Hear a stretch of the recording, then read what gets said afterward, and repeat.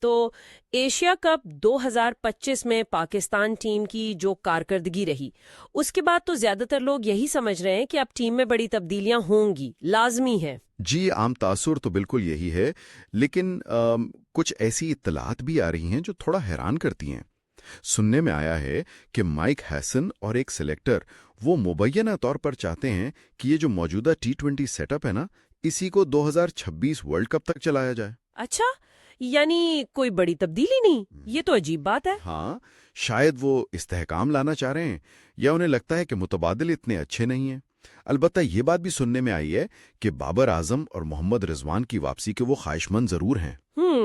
تو مطلب صورتحال کافی الجھی ہوئی لگ رہی ہے، اور اسی پس منظر میں اب یہ جو جنوبی افریقہ کے خلاف سیریز آ رہی ہے، یہ تو بہت ہی اہم ہو گئی ہے۔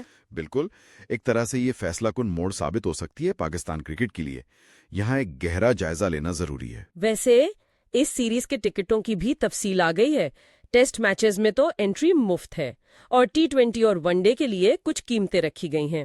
جی، وہ تو معمول کی بات ہے، لیکن اصل فوکس تو اب ٹیم پر ہے۔ چلیں ٹیسٹ ٹیم سے شروع کرتے ہیں۔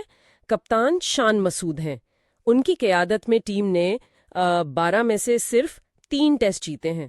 جی، نتائج تو یہی کہتے ہیں۔ ان کی اپنی فارم چلیں باقیوں سے کچھ بہتر کہہ لیں، لیکن مجموعی طور پر تو وہ بھی کوئی خاص متاثر کن نہیں رہیں۔ تو کیا ان کی کپتانی پر دباؤ نہیں بڑھ رہا؟ دباؤ تو یقیناً بہت ہے۔ اصل میں حیرت کی بات تو یہ ہے کہ وہ اب تک کپتان ہیں کیسے؟ مطلب بنگلہ دیش سے ہارے، ویسٹ انڈیز سے ہارے، پھر آسٹریلیا اور جنوبی افریقہ میں کلین سویپ شکستیں، اس سب کے باوجود وہ برقرار ہیں۔ تو پھر وجہ کیا ہو سکتی ہے؟ لگتا تو یہی ہے کہ مینجمنٹ بس یہی چاہ رہی ہے کہ کسی طرح جنوبی افریقہ کے خلاف ایک آدھ میچ جیت جائیں تو بس ان کی پوزیشن بچ جائے۔ یہ تھوڑی عجیب سی حکمت عملی لگتی ہے۔ صحیح کہا۔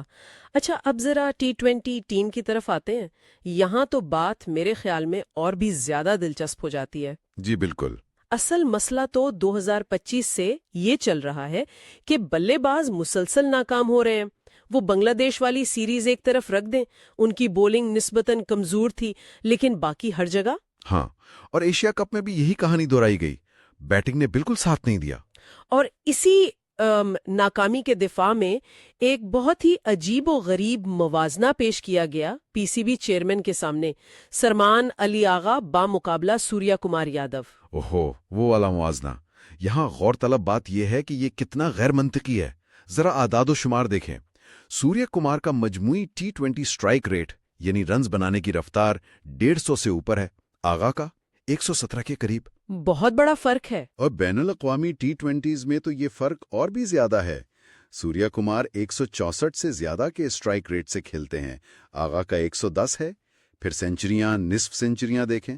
سوریا کمار کی بین الاقوامی T20 سینچریاں ہیں، آغا کی ایک بھی نہیں، نصف سینچریاں بھی بہت کم ہیں۔ مطلب یہ موازنہ بنتا ہی نہیں ہے۔ تو اس قسم کا موازنہ پیش کرنے کا مقصد کیا ہو سکتا ہے؟ یہ تو سمجھ سے باہر ہے۔